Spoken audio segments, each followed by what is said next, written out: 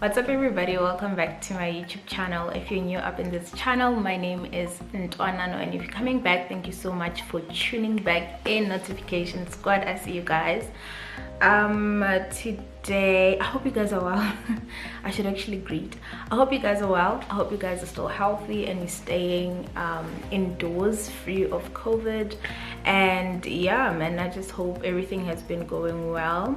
So basically today I just want to talk about the basics. So basically going back to first year of articles and sort of sharing a little bit about how to sort of navigate yourself and navigate your life through corporate, if I can put it that way, but only like focusing on how to actually survive first year, because I know a lot of people have been struggling with it. I struggled with it when I first started as well, so I think it'll be a good opportunity to sort of unpack the little things that we learned. You can also leave down a comment below of, you know, how you managed to go through your first year, or if you are in your first year of articles, how is it going, how are you surviving, what are the like the little things that you've implemented in your life that is helping you to navigate this space. So the one thing that really helped me in first year is that I sort of got advice from my seniors then that, you know what, to have a balanced life you need to leave your work at work and you need to leave your work within work hours. So that really helped me a lot, that, you know, when I get to work, I know that for these next 7 or 8 hours all I'm doing is work related stuff, and then when I leave here, that's it. When I get home, I am doing my personal stuff. Because the mistake that most of us do, and understandably so, is that when you're in first year, you're still a lot afraid. You're like, oh my god, this deadline, I need to meet this, I need to impress the manager, I need to impress my seniors. So you sort of overlap your personal life and your professional life, or your work. So your work starts eating into your personal life, and that's not good, because, you know, you're getting paid to work a certain amount of time, and going over that just means you're sacrificing your own personal life for work. So yeah, I was advised that, and it's helped me a lot. I've been living through it. Even in second year, I hardly ever bring work home unless I'm working overtime, or unless I know that I've been slacking throughout the day and I didn't actually do what I could have done had I been focused and efficient. Then I take an extra hour, an extra 2 hours out of my personal life and just, you know, complete that work. Another thing, and I think this is the most difficult thing, that especially when you're still in first year, because you're still very afraid, you're still very reserved, is that you need to sort of have a good relationship with your managers. This I say because especially if you're in audit, if you're in a client, let's say you get placed in a client for February, March and April, that means February, March and April of your first year, of your second year, of your third year, you'll be working on that client and you'll be working with that manager. So it's very important to have good relationships with your managers, with your seniors, because you're going to see these guys for 3 years. And I think this is one of the barriers that prevent trainees from reporting unfair treatment, or, you know, if they have clashes with their managers, they have clashes with their seniors, it becomes difficult to report such things, because at the end of the day, you as the trainee are the person who's going to have to work with this manager for the next 3 years. So if you're clashing and you're fighting and you're taking each other to HR on the first year, like it's gonna be a problem, especially for you, because you're the junior, you're the one who has to learn from the manager, you're the one who has to report to the manager.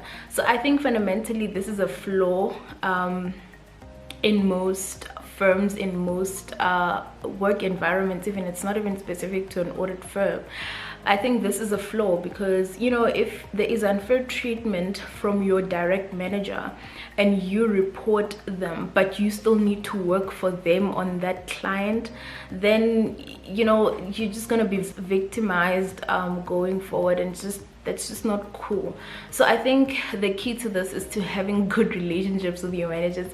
I for one know that I have a very nice relationship with my managers. We get along well and we treat each other fairly. So if there's a day that I book leave and my manager wants me on a client, she's gonna have to ask me first, hey, are you okay to reverse your leave so you can work on this? I need it urgently. Or she can say, you know what, you can take your leave. After you leave, then we can work on this type of thing.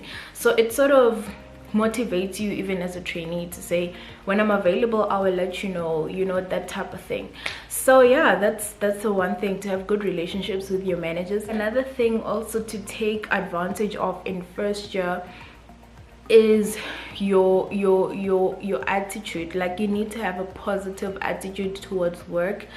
You need to have a positive attitude towards whatever it is that you do. And also you need to be teachable. It's very difficult going into a certain environment thinking you have everything figured out, because honestly you don't. So you need to be able to be flexible, to be teachable, to be somebody who receives well constructive criticism, basically.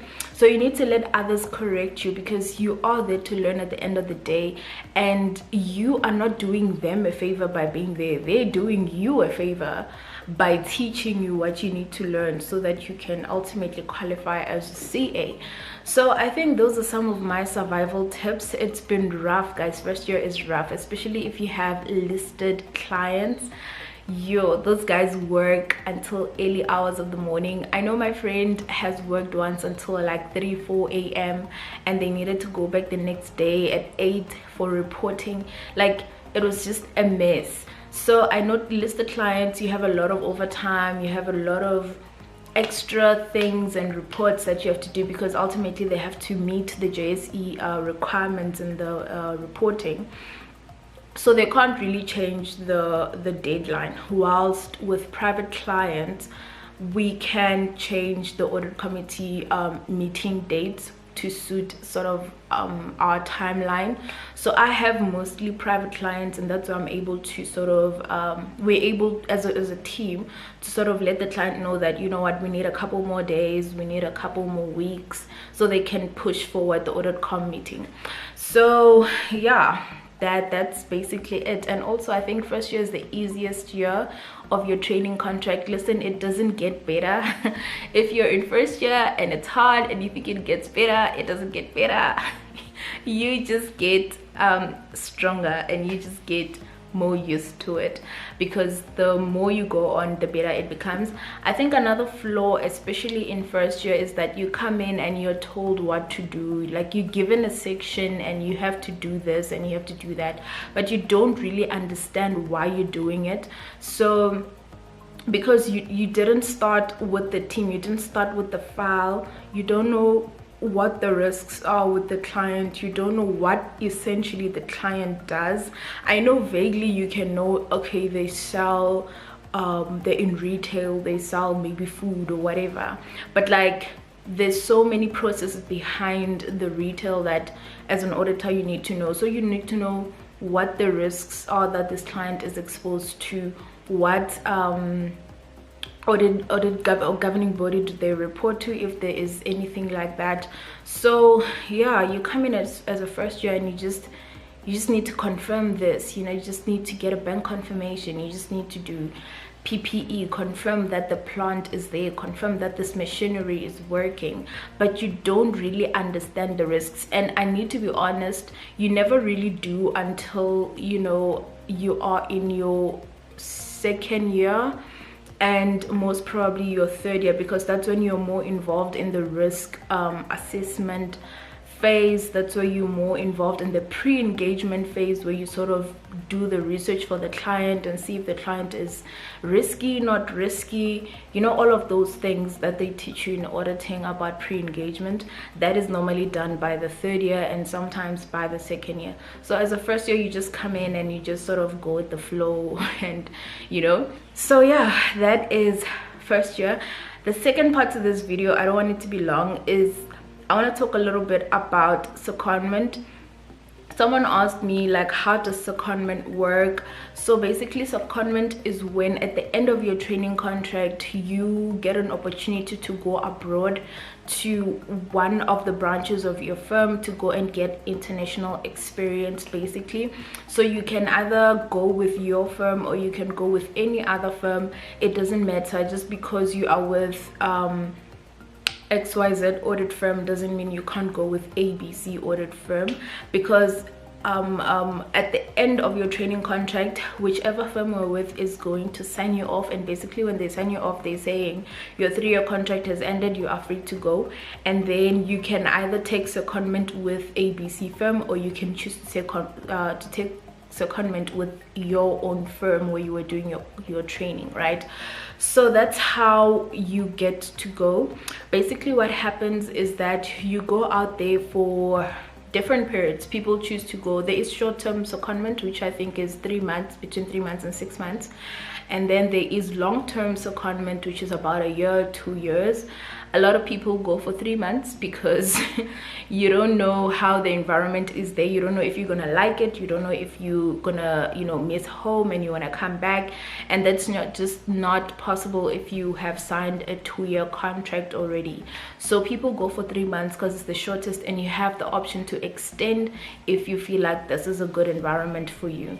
So basically you get there, they pay for everything, they pay for your flights, they pay for your accommodation while you're there for the 3 months or the 6 months. If you're going for a year or 2 years, they only pay accommodation for certain months, and then after that you have to look for your own place. And then yeah, they pay accommodation, your flights, they pay for your transport to and from the client or the office, depending on how far your apartment is to the area.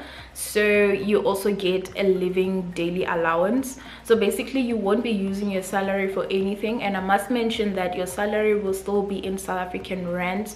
It's the same salary that you were getting, that you will be getting when you're there. It's just gonna be in rands, and it's gonna be accessible to you, obviously, but I don't think you will need to use it. I know a lot of people that I've spoken to, they didn't touch their salary for that period of secondment because everything was paid for that side. The only time they needed to touch it was if they wanted to travel, so then they would have to use their own money. So a lot of people do travel on secondment. I know a popular place is the European countries. A lot of people like going there, and they can tour Europe. After their secondment, people go for maybe, let's say, 3 months secondment, and then in the 4th month, when that secondment ends, they just tour Europe and, you know, have fun. So yeah, that's what a lot of people do, and that's basically how secondment works. I think it's a good opportunity, you know, to get international experience. It's a good opportunity to see what other people are doing out there, and to just see how audit differs, you know, compared to this side, and see what's similar, what's different. We also have secondees. So I think earlier in the year, before COVID, around Jan-Feb, we had secondees from Ghana, Nigeria, from Asia as well, that I have worked with. I know there's a lot from other countries as well, but the people that I worked with who were secondees from other countries were from Ghana, Nigeria, and Asia. So that was actually a good experience to sort of see how life is different, and they tell you how their auditing is different to what we do here, and how, you know, things are just different around the world. So I think that's a good opportunity. How do you get secondment? I think having good relationships with your management is key, because they are the people who get to assess your application to go on secondment. So, you know, being seen and having a good relationship will definitely work in your favor. Also, you need to showcase that you're the kind of employee who can, you know, go over and beyond for your work. I don't mean that in a bad way, like sacrifice yourself, but like, you know, take initiative, raise your hand when things need employees, or when things need people to volunteer for. Get into the committees that are there, speak up at meetings. You know, sometimes it's as good as just asking a certain partner for coffee to hear about their journeys. Like, these people started as trainees and now they're partner. Wouldn't that be, you know, interesting to hear? So that's how you sort of build your way up into secondment. I think even if you're not looking to go into secondment, it's still a good idea to have good relationships, because at the end of the day, after your training contract, you're gonna need a job, and you're gonna need somebody to write you a referral letter. So imagine asking a partner to write you a referral letter and they don't know one thing about you. They have never seen you in any socials, they've never seen you in any meetings. you know, you just never spoken before, but you now expect them to write a referral letter. But also another thing is audit firms have different divisions, so having good relationships with different partners in different divisions is also a good thing, because you might end up not wanting to work in audit, but you want to get into tax, or you want to get into consulting or advisory. So if you already have nice networks in those areas, then it works better for you. So I think, yeah, I think I will leave that video there, guys. Comment down below if you have any suggestions on how to survive first year and how you're doing it, and you know, your experience basically. Otherwise, I will see you guys in my next video. I hope you have subscribed. We are close to 1,700 subscribers, and I have a surprise for you guys going forward, so stay tuned. I'll see you guys in my next video. Bye.